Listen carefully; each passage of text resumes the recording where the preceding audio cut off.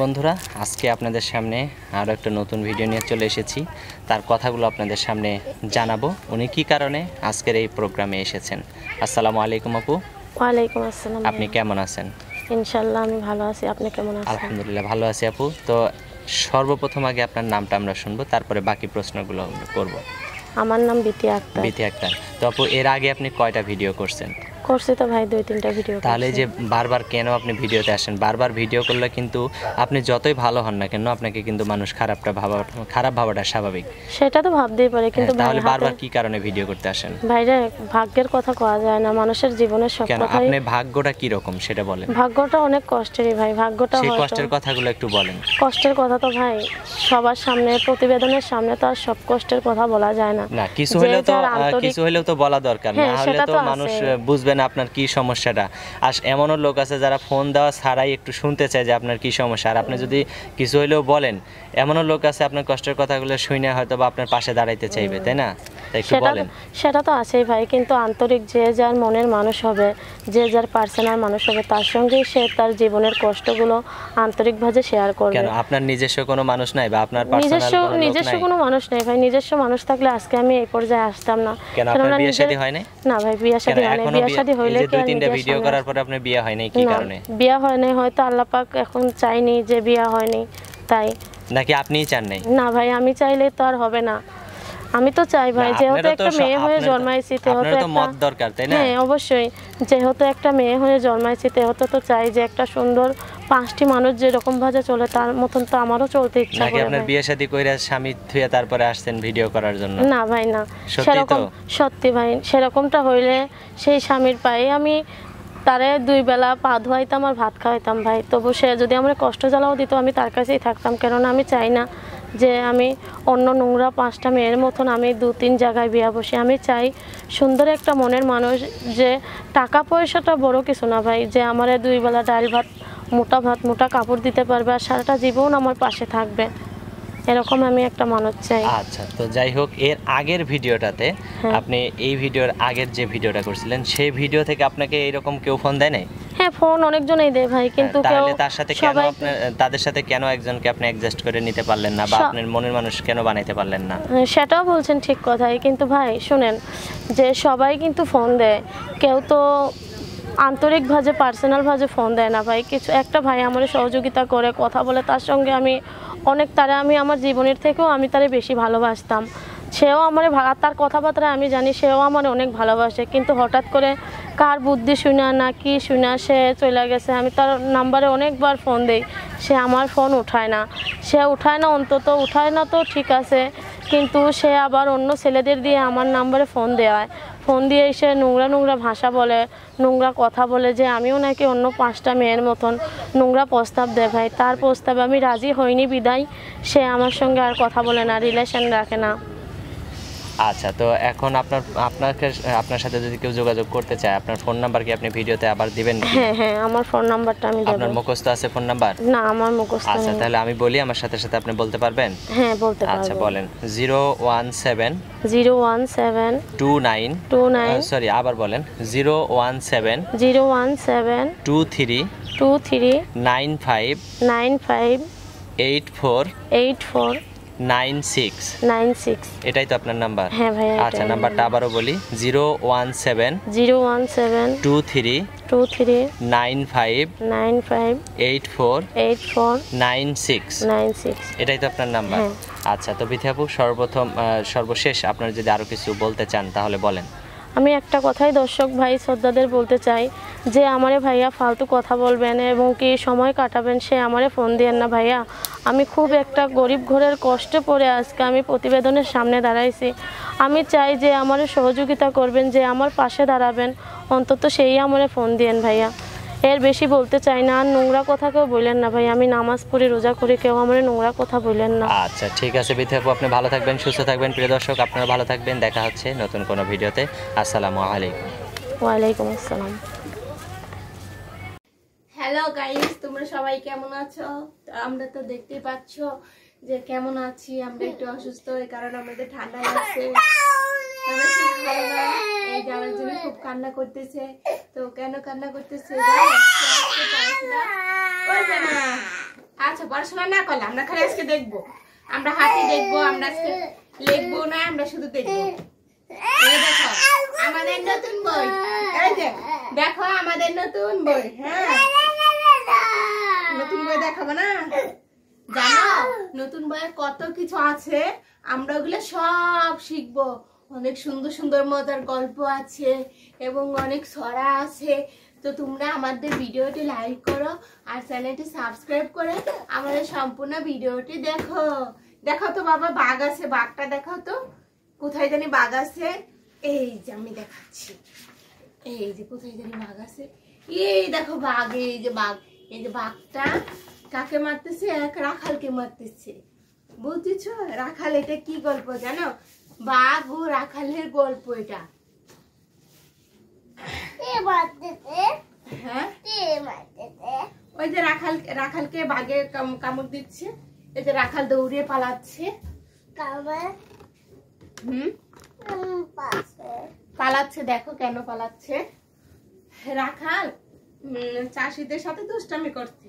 এই গল্পটা আমি তোমাকে পরে শোনাই, তুমি শোনো। হ্যাঁ এই দেখো অনেক দিন আগের কথা, বনের ধারে এক রাখাল গরু চড়াইতো।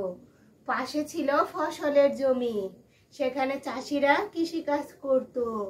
একদিন রাখাল চাষিদের নিয়ে মজা করবে ভাবলো। সে মিছে মিছে চিৎকার করে উঠলো, ওরে বাবা রে, বাঘ খেলো রে, আমাকে বাঁচাও। চিৎকার শুনে চাষিরা কাজ ফেলে বাঘকে তাড়াতে ছুটে এলো। চাষিরা দেখে রাখাল খিলখিল করে হেসে উঠলো, তারপর বলল, কোনো বাঘই আসেনি, কেমন ঠকালাম দেখেছো? চাষিরা বিরক্ত হয়ে ফিরে গেল। এরপর একদিন সত্যি সত্যি বাঘ এলো। ডিস্টার্ব করলো না? হ্যালো গাইস, তো তোমরা সবাই কেমন আছো? আজকে আমরা একটা তোমাদের মজার গল্প শোনাবো। হ্যাঁ এটা রাখাল মারতেছে। তো মজার গল্পটা হচ্ছে বাঘ ও রাখালের গল্প। তো চলো আমরা বাঘ ও রাখালের গল্পটা শুনে নেই। হ্যাঁ তুমি শুনো, আমি পড়ি। ওকে? অনেক দিন আগের কথা, আগে মেরো না, পরে মারতে হয়। বনের ধারে এক রাখাল গরু চড়াতো। শোনো আগে আমার গল্পটা শোনো, তারপরে শোনা। হ্যাঁ এবার শুরু করি। ওকে? অনেক দিন আগের কথা, শুনো শুনো। এই যে দুষ্টমি করলে সবাই পচা করবে। এই যে বনের ধারে রাখাল গরু চড়াতো, পাশেই ছিল ফসলের জমি, সেখানে চাষিরা কৃষি কাজ করতো। হ্যাঁ একদিন রাখাল চাষিদের নিয়ে মজা করলো, ভাবলো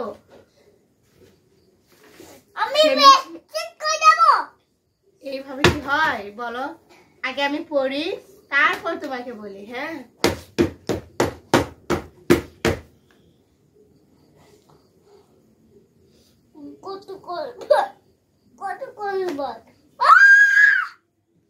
শোনো শোনো। হ্যাঁ আমরা প্রথম থেকে আবার শুরু করি রাখাল ও বাঘের গল্প। ওকে? এই যে বাঘ গল্পটা তুমি আগে শোনো মনোযোগ দিয়ে। কিভাবে কেন এই গল্পটা বলা হয়েছে জানো তুমি? হ্যাঁ এই যে বাঘ, এই যে বাঘ।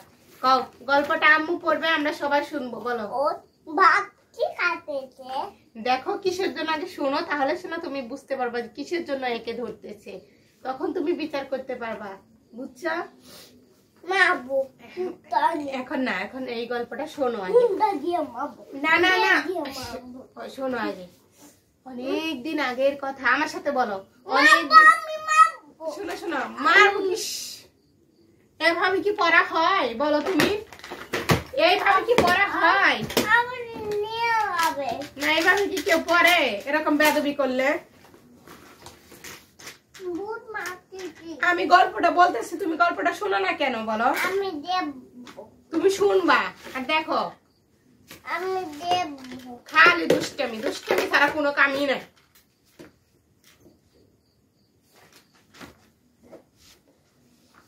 শোনো, চুপ করে শোনো।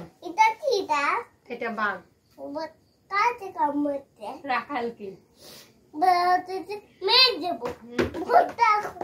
মেরে দিলে হবে? মেরে দিলে হবে? এটা গল্পটা কেন বলছে? এটা শোনো আগে, সুন্দর করে শোনো। এখানে আঙ্গুল দাও, বলো অনেক দিন আগের কথা। বনের ধারে এক রাখাল গরু চড়ায়। শোনো শোনো, বলো। পাশেই ছিল ফসলের জমি,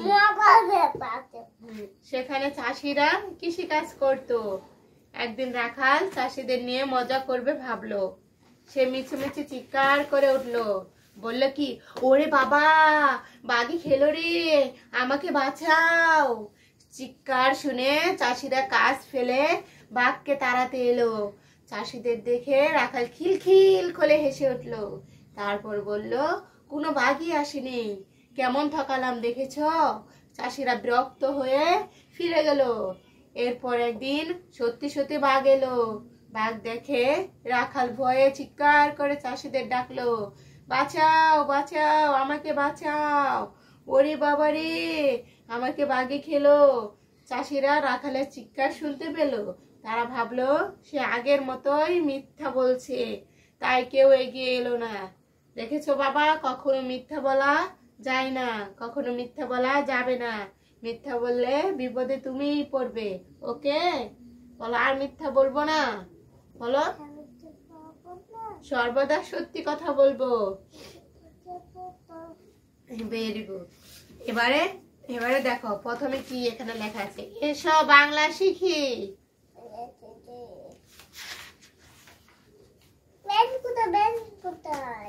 ব্যাঙে পড়াশোনা করতেছে, ব্যাঙের সাথে সাথে আমরাও পড়াশোনা করবো। ওকে, এই যে ব্যাঙে পড়ালেখা করতেছে, দেখছো?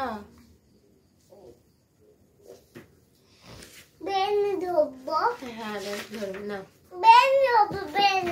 না ব্যাঙ ধর না। ব্যাঙের সাথে এখন আমরা প্রতিযোগিতা করব, কে বেশি পড়াশোনা পারে। ব্যাঙ পারে না তুমি পারো, বুঝো না?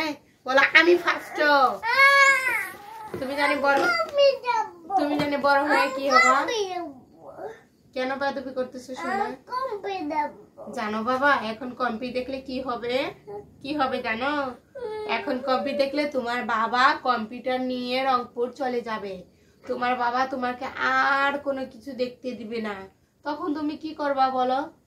তখন তো তোমাকে একা একা থাকতে হবে। তারপর তোমাকে কোনো গিফট দিবে না ম্যাডামরা, মিসরা তোমাকে একটু ভালোবাসবে না, মিসরা তোমাকে চকলেট দেবে না, মিসরা তোমাকে খেলা নেবে না। আজকে না তুমি বল খেলেছো স্কুলে, তো সেই বল তোমাকে দেবে না। তোমার তো এক্সট্রা ভাবে একটা বল দিছে যে ভুয়া তুমি একা একাই খেলো। তারপরেও তুমি কেন এরকম করছো? তোমাকে এক্সট্রা ভাবে বল দিছে খেলার জন্য, সবাইকে একটা দিছে, তোমাকে আলাদা একটা দিছে। তাহলে তুমি কেন এরকম করতেছো? ম্যামরা তাহলে কিন্তু আর দেবে না, জানো? অনেক সুন্দর বল, তাই না? আবার কবে খেলা হবে জানো? আবার বৃহস্পতিবারে খেলা হবে। তখন তোমাকে মজা মজা খেলতে দিবি, তুমি জানো না? নাও, এখন আমরা কি শিখবো জানো?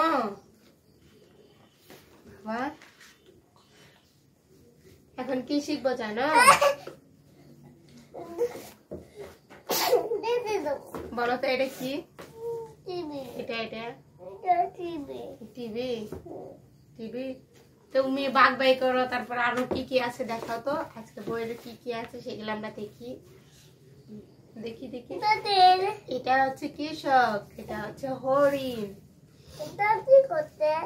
এটা শিয়াল মুরগি নিয়ে দৌড় দিচ্ছে।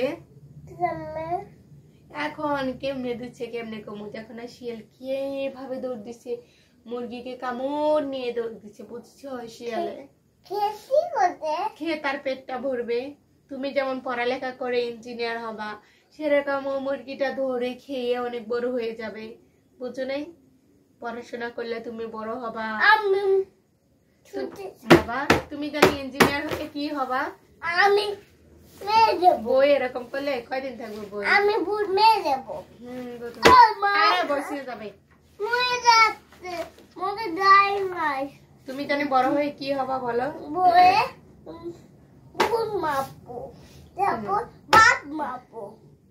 এই দেখো আরেকটা গল্প আছে, এটা হচ্ছে আমাদের দেশ। বলো আমাদের দেশের নাম বাংলাদেশ। বলো বাংলাদেশ। ঢাকা বাংলাদেশের রাজধানী।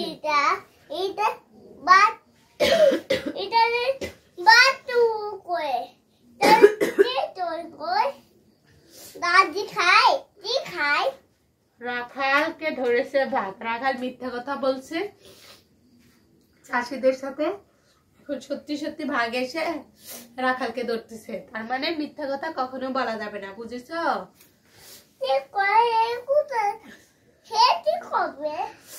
খেয়ে শেষ করে দিবে, মেরে ফেলে দিবে।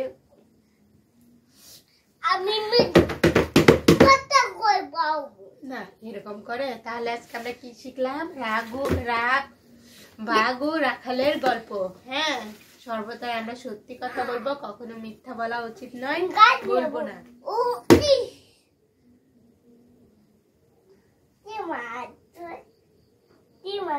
আমি গাছ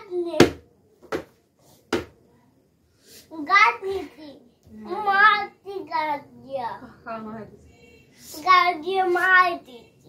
কি গাছ এটা? হ্যাঁ কি গাছ? এখন সবাইকে সবাইকে আল্লাহ হাফেজ দাও। এটা কি গাছ? ওটা হচ্ছে কাঁঠাল গাছ। কাঁঠাল নেব। কাঁঠাল খাচ্ছ? নাম না বলো, সবাইকে বলো আমাদের ভিডিওটি লাইক দিও, কমেন্ট করো। বলো বলো, কমেন্ট করো, সাবস্ক্রাইব করো। সবাইকে আল্লাহ হাফেজ। আমাদের